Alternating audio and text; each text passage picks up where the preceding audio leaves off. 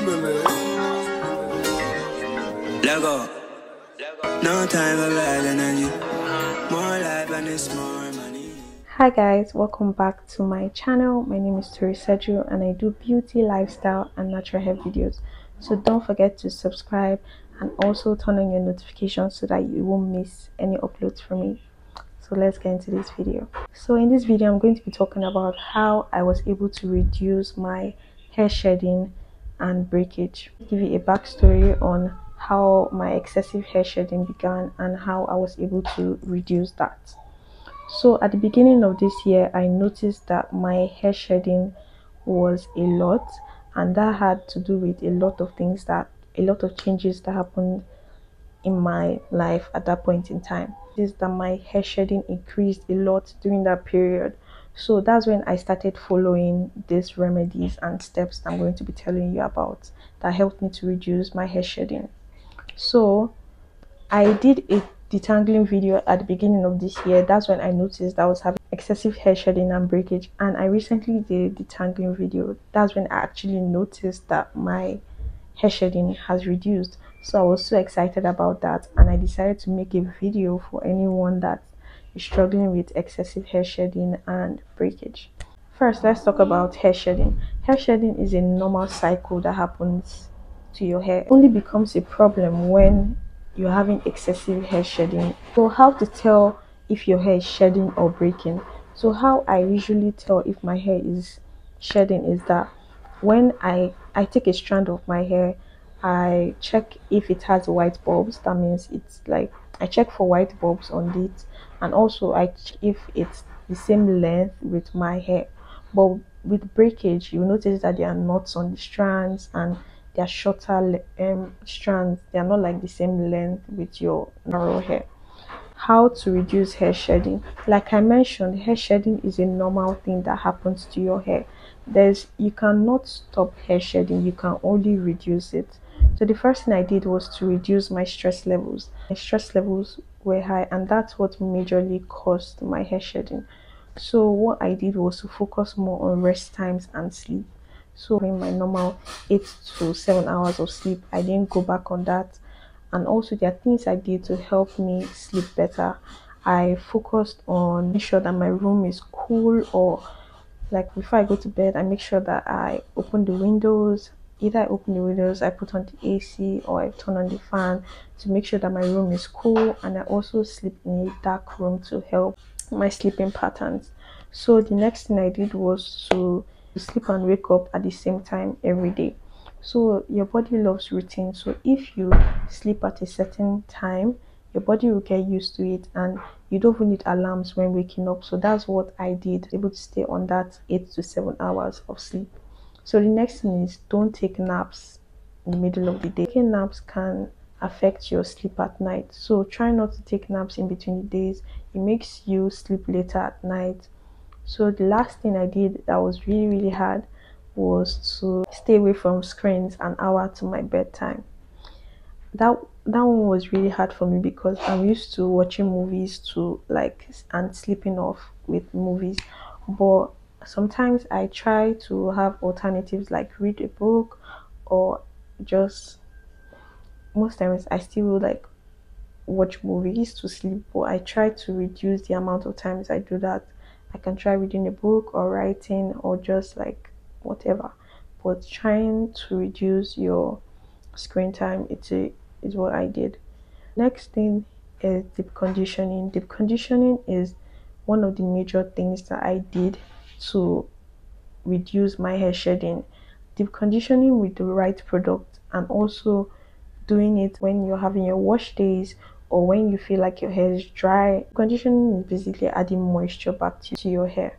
So how the deep conditioning process is that basically you get a deep conditioner, and you either use a steam cap or a shower cap with like towel on your hair to like get the heat in. So deep conditioning is a very good moisture treatment. It helps with your hair strength and the overall appearance of your hair. It helps with frizzy hair, dry hair, brittle hair. It puts that moisture back in your hair, and it fights breakage. That's the major thing. It fights breakage. Also, that leads to my next thing: dry hair. Avoid your hair being dry. If your hair feels dry, immediately get a conditioner and put in that moisture and seal it with an oil, because having a dry hair is what actually causes breakage and a lot of shedding. So you always try to make sure that your hair is moisturized or your hair is hydrated. How to find products for dry hair: look out for products that they write hydrating on it, moisture, all those type of products. Get a moisturizing shampoo. That's what I'll advise you to get. Get a moisturizing shampoo, get a conditioner, and also get a very good deep conditioner. That's how your hair can stay moisturized longer. And also using an oil to seal in that moisture is also important so that it can be able to retain that moisture longer. So the next thing is detangling your hair properly. You have to know how to detangle your hair. If you do not detangle your hair properly, you're going to your hair is going to break. Basically, your hair is going to break, and also that can also lead to excessive shedding. So how to detangle properly?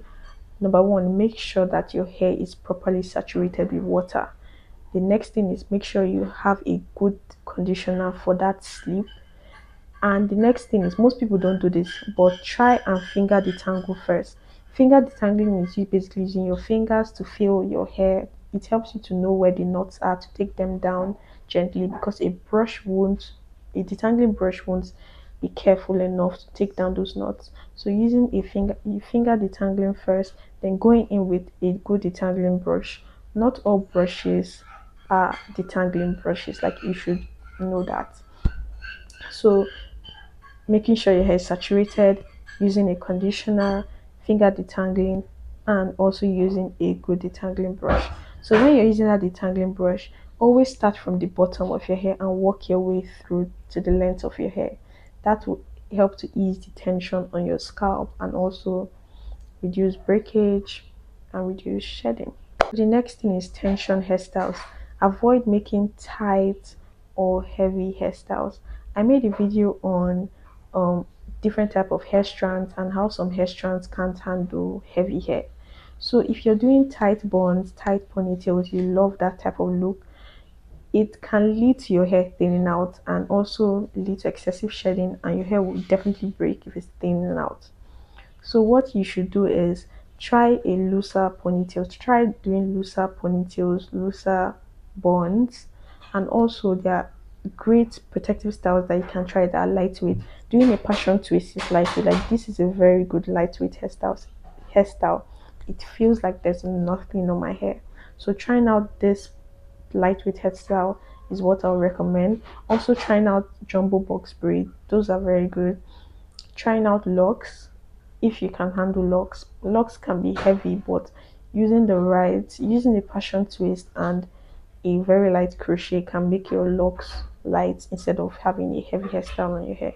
So in general, just avoid tight hairstyles. They literally pull your hair out of your scalp. Like, literally, they are pulling it out.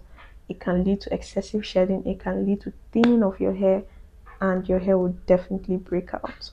Next is keeping your protective styles too long. At the beginning of this year, I kept my knotless braid for 2 months. That was like the worst thing I could do for my hair. My hair was shedding a lot. My hair was breaking. I lost my front hair. Like, it did a lot of damage. I know some people talk about keeping protective styles longer to grow your hair. That is also true. But keeping your protective style for 1 month is what I'll suggest for you. Don't keep your protective styles longer. There are a lot of people that their hair strands can handle keeping it way longer than that. But in general, 1 month is okay. After a month, take down that protective style. Next thing is upgrading your wash day routine. So if you notice that your hair is dry, you're lacking moisture, I'll suggest that you use moisturizing shampoo. You incorporate a moisturizing shampoo to your wash days. A sulfate-free shampoo. Sulfate-free shampoos are like what you should be using. Having a good conditioner, a leave-in conditioner, a deep conditioner. Also trying treatments to your hair. Like, the special treatment that I do to my hair is I use Fenugreek water rinse.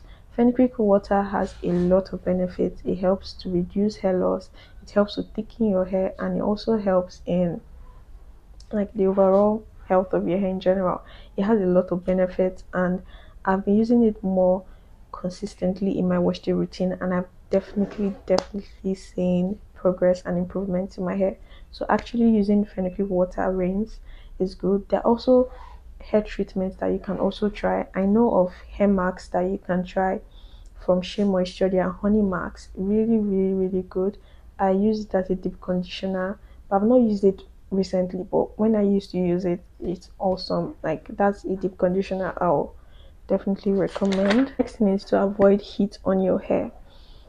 Um, Basically, using too much heat on your hair can lead to your hair thinning out and breaking. Can also lead to heat damage. So heat damage is when your hair elasticity is basically gone. That's basically it. How to avoid that? There are heatless methods to stretching out your hair. You can try the threading method, the banding method. Braiding out your hair can also stretch out your hair. Doing twist out can stretch out your hair. But if you're keen on using your hair straighteners or your curling ones, I'll suggest using a heat protectant before doing that. But at the end of the day, you'll most likely get a heat damage and you have to trim off those ends. But if you want that aesthetic, you can also still use your hair straighteners. So the last thing is your diet. At the end of the day, out of everything I've mentioned, a healthy hair always grows from a healthy body. So have a good balanced diet.